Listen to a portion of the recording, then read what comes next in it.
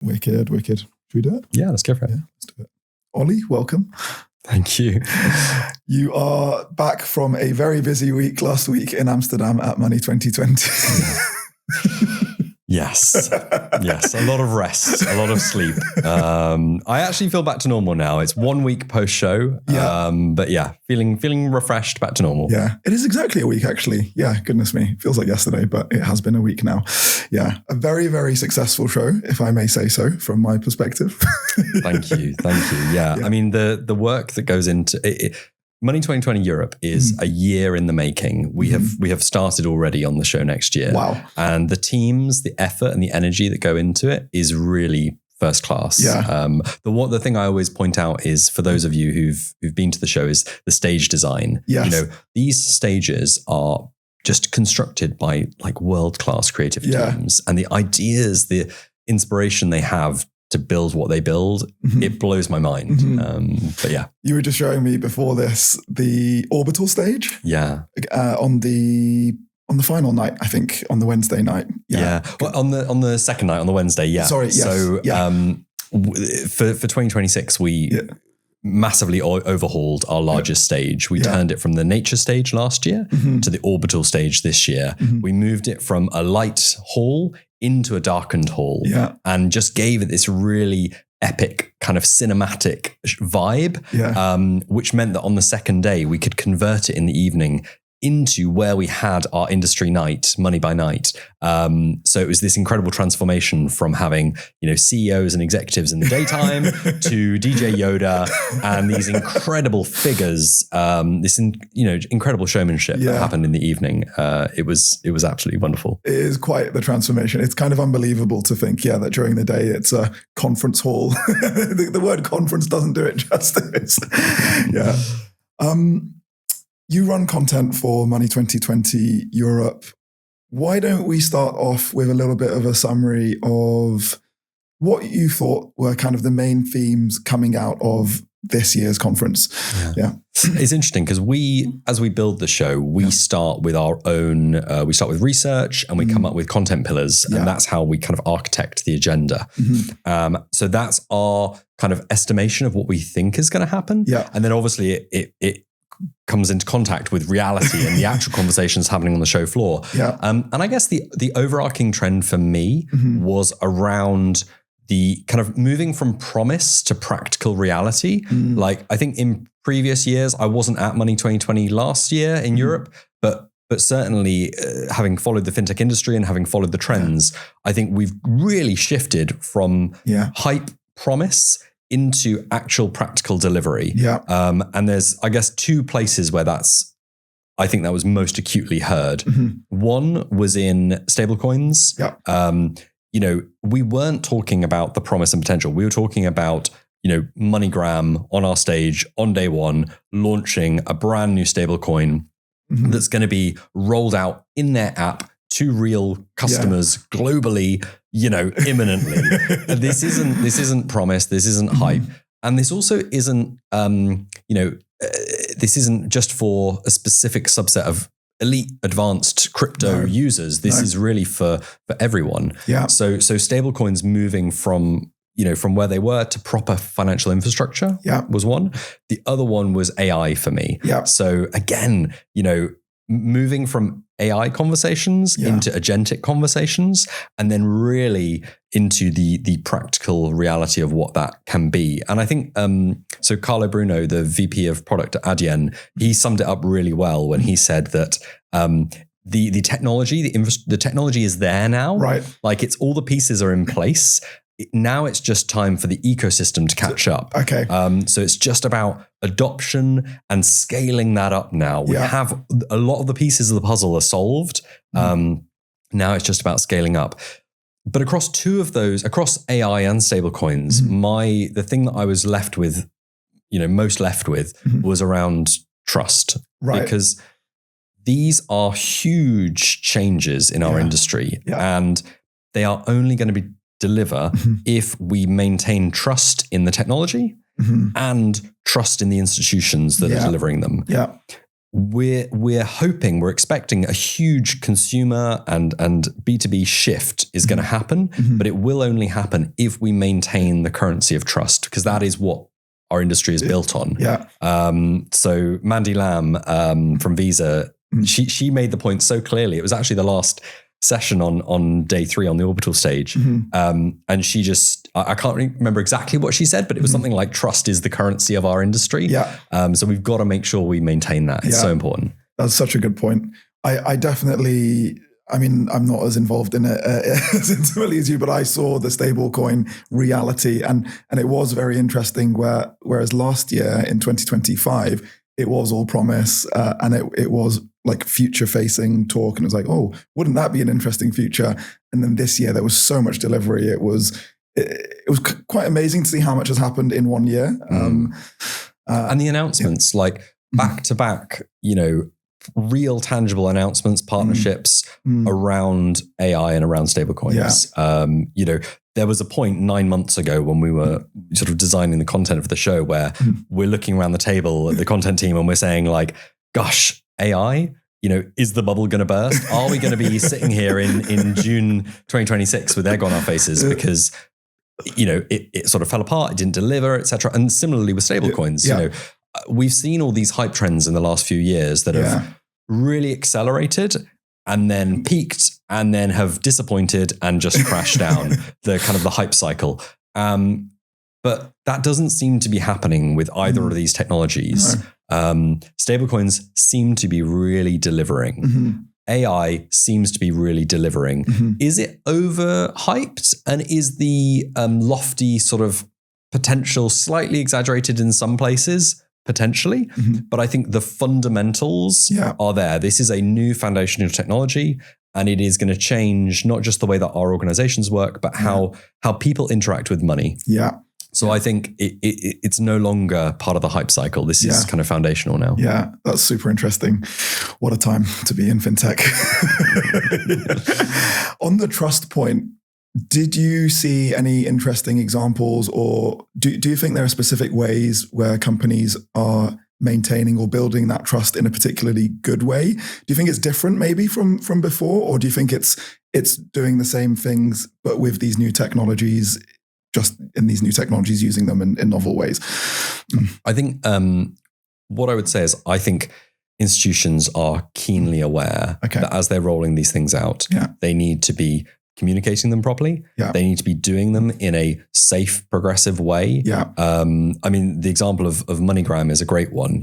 This is a multi-decade old institution with a deep level of trust and understanding with its customer base. It's introducing this new technology. It's doing that in a very highly communicative way. They're not quietly rolling this out. They're being really clear about what this is. You can go on their website today. You can understand exactly what this means. And I think they're responding to a customer desire for choice and flexibility. People in certain markets want the addition of stablecoins because for them, it helps them deal with the FX and deal with the situation in the economy they're working in. So trust is all about communication and making sure that we are not, if 2 or 3 years ago, these companies were rolling out these announcements, I think it would be a different landscape, but they've waited until we've reached a level of maturity and so that customers can have that level of confidence in what's happening. Good point. That's a really good point. And one of the things I actually really like about Money 2020 is the engagement you have with the regulators, and the regulators literally being in the conference on stage, talking about some of these things and giving their view. And I think, bringing all of the actors into the same room and talking about the big things that are happening is such an important way for at least the industry to converge and to build trust with each other before then, going out to the rest of the market and rolling out these products. And it's not just on the show floor. So one of the kind of new things we launched last year and continued this year was Policy20. So Policy20 is a private closed door forum of regulators and policymakers from not just across Europe, but also globally. We have observers coming globally. So we had 40 this year. And they are having closed door roundtable conversations. We are not even in the room for them. It's very much a forum for those different markets to talk about the sort of cross-border fragmentation that is happening on the policy front, and how they are approaching, how they're tackling that, and what needs to change. We were greatly privileged this year that it was opened by Prince Constantine of the Netherlands, who welcomed the regulators. And it's a fantastic program that I'm so excited to build and scale in the future. Because it means that conversation can happen off the record in closed rooms, but then those regulators can come to the show floor and can engage with our community. It's incredibly powerful. The other thing which we did for the first time this year is we really rolled out a series of roundtables, again, to facilitate these closed door conversations between multiple institutions. So one of them that we've done for a few years is the CMO roundtable, specifically for CMOs. This year, we also introduced the Banking Innovation Roundtable, specifically at CTOs and CIOs within banks to talk about AI and how they're approaching it. And we also had a CRO roundtable looking at chief revenue officers and growth at the moment. So all of these initiatives that are designed to build more communication and collaboration around the show floor where those core conversations are happening. And you also did that with the Money Lab stage, which we were lucky enough to be part of. And I really liked what happened there, because it turned a talk into an engagement, and it went from one way to two way. And that was a real shift, I think, in just how these conferences kind of do talks and bring people together and have that exchange of ideas. I mean, it's been feedback through the surveys that we've run for the last couple of years. You know, our attendees, our delegates, there's kind of two things they want. One of them is from a content point of view. One of them is the strategic vision, like where is the industry heading? What are the big trends? What are the changes? And what do I need to be aware of? The second thing, which I think this year we delivered really well on, is about the deeper learning and engagement. So yes, this is the direction of travel, AI, stablecoins, or whatever's next. How do I do that in my role? How do I actually deliver on this? How do I build a stable coin? So that is where Money Lab, which was our new stage for 2026, comes in. It's designed to be a more intimate learning environment, 40 to 50 people only, and really trying to bring the speaker and the delegates closer together so they can have breakout work, longer 45-minute sessions. They can really tackle topics. And it was phenomenally successful, queues out the door. Sadly, we did only have space for between 40 and 50, but I think for the delegates that were there, it was incredibly valuable. I'm so excited to build on that for next year, because from a content point of view, we want Money to be a show where you don't just choose the type of content you want to learn about, you also choose the level of engagement you're looking for. Do you want to go to the Orbital stage or Money Pot and sit back and listen and learn? Or do you want to go to somewhere like Money Lab or join one of our roundtables where you become part of the conversation and you learn from your peers? And I think we've got a fantastic opportunity there to make Money 2020 this kind of like multi-level engagement where you can decide exactly where you want to be in that conversation. That's a lovely way of thinking about it, actually. It definitely, there is so much going on across the 3 or 4 days, and it is it's quite the. I keep using the word conference, but it doesn't do it justice. I don't know the show.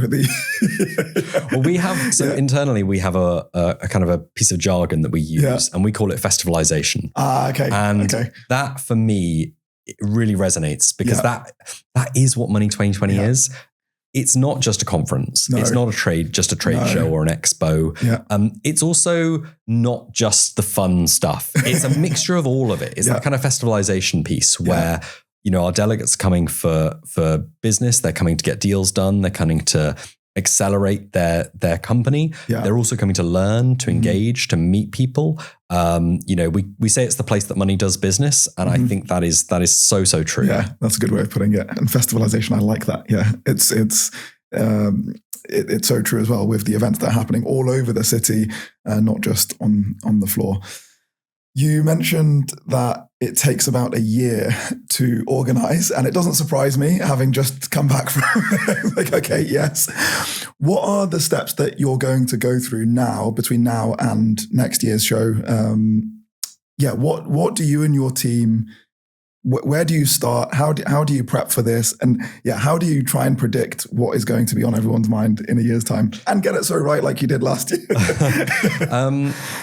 I think when people look at Money 2020, I think there's a lot of misunderstandings about how the show is built. Okay. And I think, so let me start at the beginning, which is right now, 1 week post show. So the first part of our calendar is what we call the research phase. Right. And that is a really specific 2-month period where we reach out to the industry and we do quite a lot of quantitative and qualitative interviews and surveys. And we ask people who both were at the show and weren't at the show what they're seeing in their roles.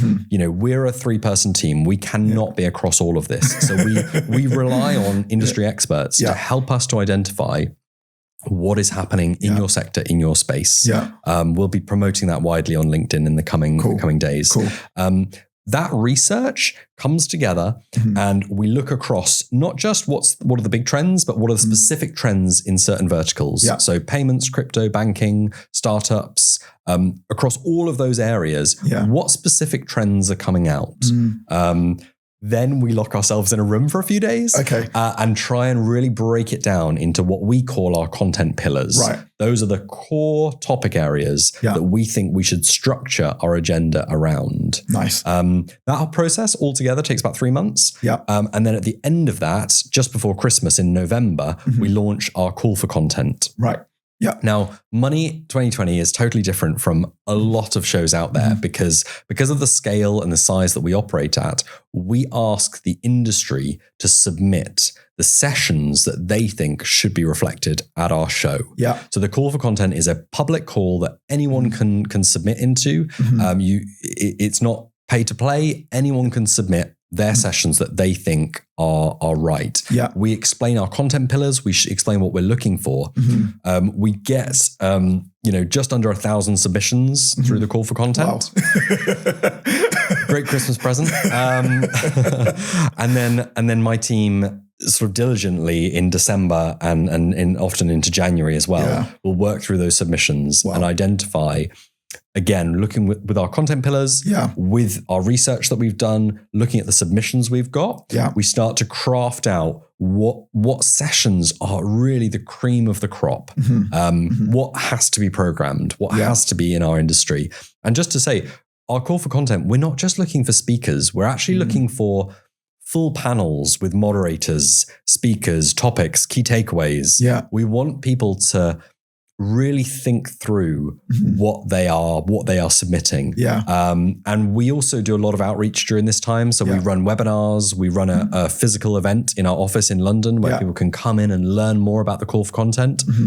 This year I've got ambitions that we will go beyond that with our engagement. I really want to, the best companies really engage with our call for content in an incredible way. And I want to help everyone out there to engage with that process because it helps us, if the industry is submitting really top tier, diverse, interesting, next level content, that helps us to create the best show possible. So you expect to hear a lot more from us in November. So call for content wraps up in sort of January kind of time. That's when we go back with our answers to everyone. We say, this is going to work, this isn't going to work. And then really it's about pulling that all together. And that does take quite a while. I was going to say, that can't sounds be easy. simple, but it's not. We have 6 stages. Each stage has a very different personality. Money Lab, Orbital stage, plus the 4 other stages that I've not spoken as much about. All of them have specific editorial voices that we're trying to achieve. So we bring all that together, and then the show sort of happens. And you also have correct me if I'm wrong, but this year you also had like a breaking news window where people could submit kind of announcements just before the show. Is that right? So the call for breaking news, that is through the call for content, we do welcome announcements. Okay. So if people know they're going to have a big announcement coming in the summer, we welcome those submissions. But obviously we know that a lot of announcements and a lot of breaking news doesn't really come to fruition until, 12 weeks pre-show. That's when that visibility starts to really come together. So the call for breaking news is an opportunity for companies to submit their late breaking stories. We can't promise them full sessions, but we do have stage time available for those. These are short 10-minute windows where you can speak to our audience and reveal your news. MoneyGram, fantastic example there, coming to us during that call for breaking news period with a phenomenal announcement. We love having all the partners on stage as well. So we really work with the industry to bring all those voices together and make sure that those are exclusive breaking stories that can only be found at Money2020. Yeah, I have to say the first day of Money2020 is one of my favorites because it's like, okay, all the announcements are going to come out. And it kind of sets some of the tone for what you obviously see around. But it's very cool. It's like this 1 week of everything developing so fast and so quickly. And and it's partly it's too much. The nice thing is on the Friday when the show closes, you Google Money2020 and you can look back and I missed that announcement. Who did that? So there is so much happening at the show. It is such a phenomenal 3 days. It's almost too much to contain. But that I think is what has given it the longevity that it has. This year was our 10th show in Europe. For the last decade, it has been a cornerstone of the fintech calendar in Europe. And not just in Europe, in the USA, in Las Vegas, our show there. It's phenomenally impactful in that landscape and also in Asia, one of our younger show, but fast becoming a cornerstone of that region as well. And the Middle East as well. So we have this incredible global reach now, and we have content teams like mine across the globe who are 365 looking for the best companies, the best speakers, the best sessions that we can program across our stages globally. It really is. That's very cool. No, I mean, that's why we're here to talk about it. So, for sure. Very, very cheeky question. Do you have any early thoughts about potential pillars, trends for next year? Gosh. I said it was a cheeky question. I'm still getting through my inbox. I mean, I can start if you want. I don't know. I think it would be presumptive for me at this point to say, because I think one of the things about the research phase and the reason it is so important is because what we don't want to do is come out of Money2020 Europe and be so over-indexed on what we've just been through. I think the research phase is so important because it allows us to reset and to accept the importance of what we've just witnessed, but also accept that a lot of the most important conversations are happening in offices around the world with people who weren't at the show. And what is actually, we don't want to over-index on what was big this year. We want to really find out what's going to be big next year. And some of that is crystal ball gazing. Some of that is, but I think our research, we split it into two parts. So we do sort of a quantitative survey, and we do that very broadly. And then we do a sort of a qualitative research calls, 30-minute calls with 50 plus people from across the landscape to go into more detail.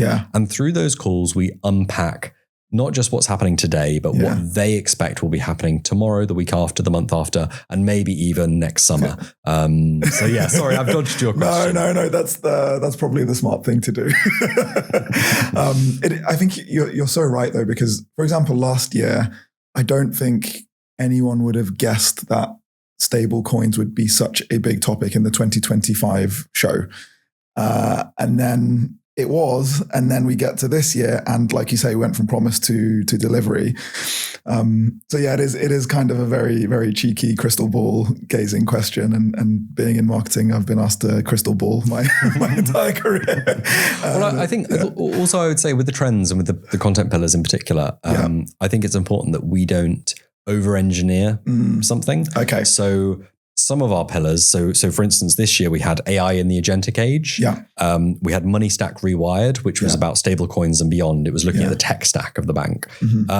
Now, AI in the agentic age, I think you could look at that and say, well, that's obvious. And in a way, it is obvious now. It wasn't as obvious 9 months ago, no. but it was also quite specific and practical. And we weren't trying to overthink this. Okay. Like, I think we must be keen not to overcomplicate and confuse people. Okay. I want to be really clear about the topics that we're focusing on. Yeah. I don't want to sort of word salad it where people don't really understand what we're trying to talk about. Yeah. Our other pillars were regulation in the fast lane. So that's looking at a broad acceleration in regulation across, AI regulation, across open banking, really just looking at the speed of change there. Okay. So again, I think I always challenge my team, let's not over-engineer this. Yeah. Let's tell people as it is. Yeah.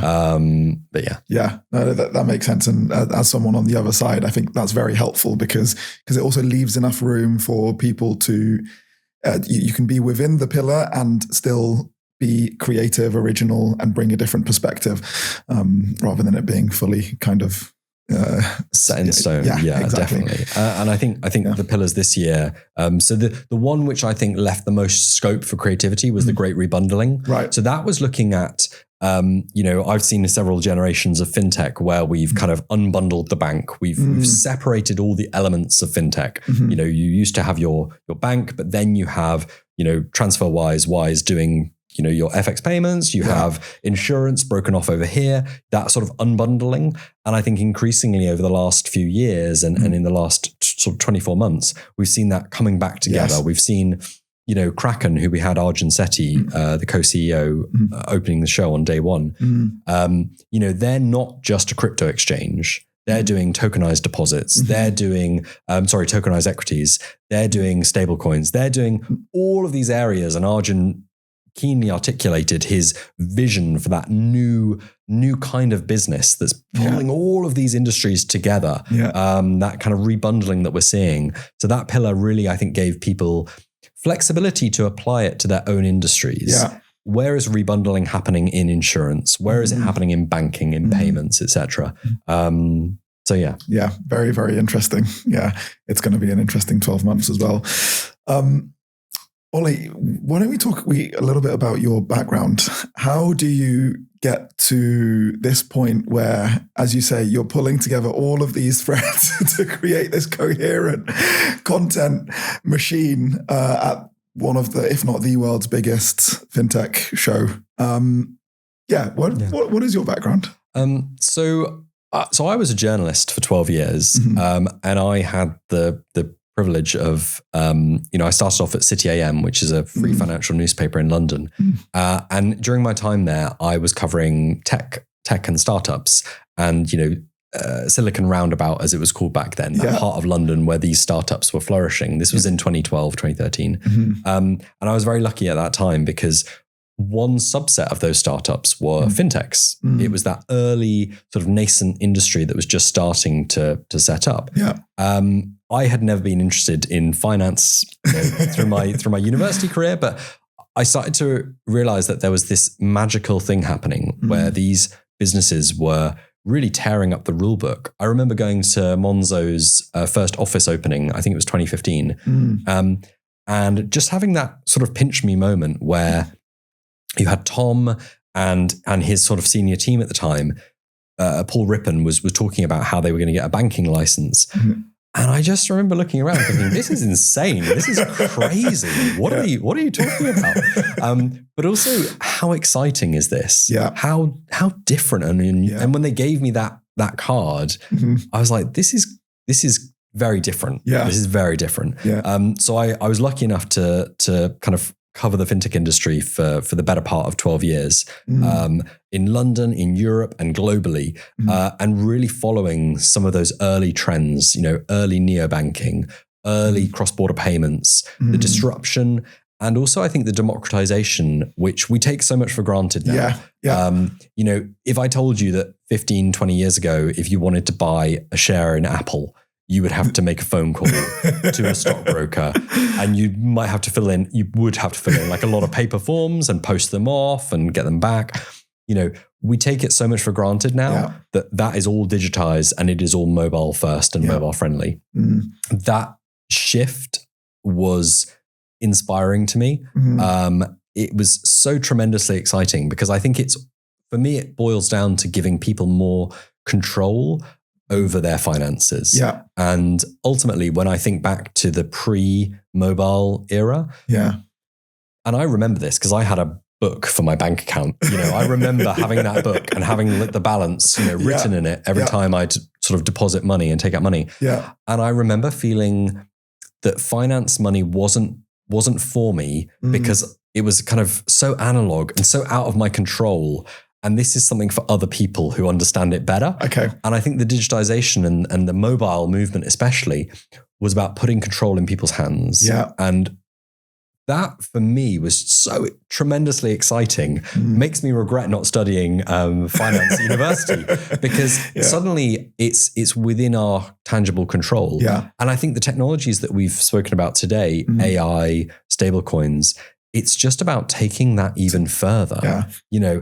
AI is going to give people not just, we have access, but now we need to reach understanding. And I think AI as a tool, as a piece of technology, means that people who do not understand their finances can get a better understanding of what's happening. I wouldn't encourage anyone does it, but you can, if you wanted to, you could upload details into AI, into LLMs, be careful, make sure you have, all the privacy features turned on and so.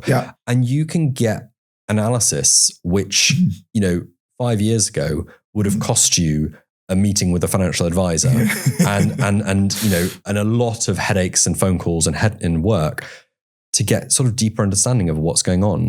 Why am I struggling at the end of the month? Where's that going? And I mean, it's fantastic that organizations like Starling Bank are actually bringing this in-house. They actually have an AI bot in their app now where you can do that analysis without, compromising your sort of financial data. You can, use those Google models that they're using to unpack what happened last month, what happened last year. I've got a holiday coming up. How do I reach my financial goals? How do I save for X, Y, and Z? And that is fantastic. It as a society, financial education in the UK and in many geographies is way behind where it should be. And I think AI is a part of the solution there. It can help people to educate themselves and to understand what's going on in their financial lives. Sorry, that was a very No. It is brilliant. And I think a lot of that resonates, especially when you say how the technology element and finance kind of going to fintech has brought more people in, both on the end user side, but also on the industry side. Like your journey, I would argue that my journey is very similar in the sense that I never really expected to work for a bank, but here I am working for a bank. So it is very interesting, and I completely agree personally that these new, I don't even want to call them trends, but what is happening with AI and stablecoins is just accelerating this to another level, and arguably with stablecoins, an incredible geographic reach, which again has probably not been happening before. So. Yeah. The last thing I'll say on that point is just around, in the UK in particular, financial engagement. Like I'm always disappointed to see the percentages of people who are, have ISAs, stocks and shares ISAs in particular, the percentage of people who are investing for their future, the percentage of people who are engaging with the kinds of products that are out there and actually could improve their financial lives. Even bank account switching, is still embarrassingly below where it should be. Even though the tools and tech is in place, I think there's that sort of fear around it still. I think we've got a lot of work to do, but I truly believe that, we can, society will be a far better place if we can change those statistics. What are the kind of key differences between your career in journalism and what you're doing today? And maybe also, what have you brought from journalism that really helps you with your work today? I mean, it was a big decision to leave behind 12 years as a journalist and to move into this role. But I think two of the reasons. One was that actually my role today is not dissimilar from what I used to do. Okay. I'm thinking about who do I want to interview? Who's really pushing this industry forward? And as a journalist, that's exactly what I was doing. I wanted to speak to those people, reach out to them, find out what's going on. That is so similar. And the other reason is that actually Money20 is structured fantastically because we have, real editorial independence within my team to make bold, confident content decisions about who and why we put people on our stages. And I fantastic thanks to Tracy Davies, the president of Money20, Scarlett Sieber, and others who really put their confidence, faith, but also trust in the content teams globally to make those kinds of ambitious decisions. And that is how we end up with not just stages where we have, Onur Genk, the CEO of BBVA, and Margaret, the CEO of ABN AMRO, but we also have people like Sarah Wynne-Williams, who's the author of Careless People, who has a fantastic insight into the role that policy can play within across countries, within institutions, the power and impact of big tech globally, and joined us in Amsterdam to share her insight. We also had Benedict Evans, who's a fantastic analyst, and we were delighted to have him join us and share his AI Eats the World presentation. Oh, that's fantastic. That he does biannually. These are not your stereotypical fintech conference speakers, but I think they are really important because I know that our delegates aren't only interested in hearing from CEOs and the executives. They also want to have that broader view of what's happening. And I think Sarah and Ben both brought that in different sort of shades. I think the editorial confidence that we have to make those kinds of decisions is fantastic. You asked me about the specific, I guess, skill set as a journalist. As a journalist, you have to be very organized. You have to be hitting deadlines, and a lot of that is very transferable. My deadline now is 12 months time, which is different. Different cycle. Different to the daily sort of City AM newspaper. But ultimately, it's about making sure that we're making constant progress every day to hitting that deadline.